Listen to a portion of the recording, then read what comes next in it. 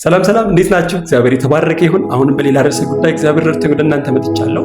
ይሄው ከጌታ ኢየሱስ ትንሣኤ በኋላ በሐዋርያት ጭምር በተጻፈልን መጽሐፍ ውስጥ የመጨረሻው ዘመን እንደሆነ የጌታ ኢየሱስ ምጽአት ኤኒ ታይም ድንገት ሊሆን እንደሚችል ተደጋጋሚ እንደነገሩ እናስታውሳለን።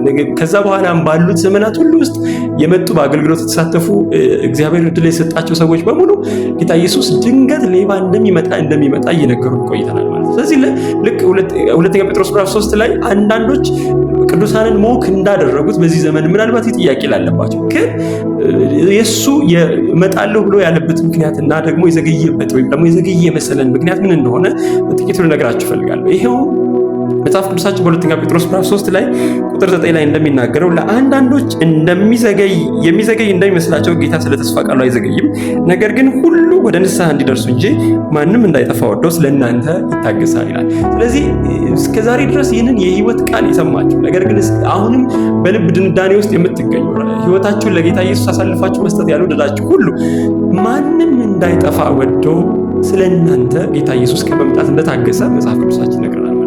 ነገር ግን እንደ ተስፋ ቃሉ መምጣቱ እንደማይቀር ከዛ በኋላ ግን ፍርድ ብቻ እንደሚቀር ይህንን መጽሐፍ ቅዱሳችን ያሳስባል።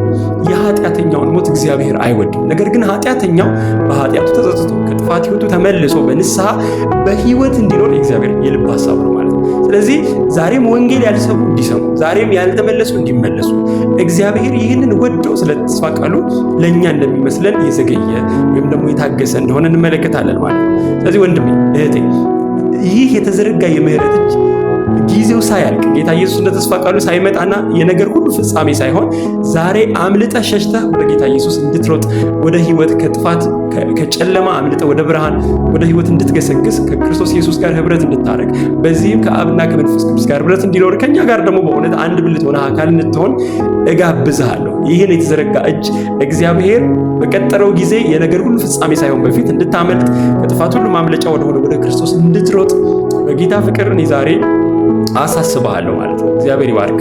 በውሸት ከተማ እውነት እንግዳ ነው መስሎ ሳጉረሉት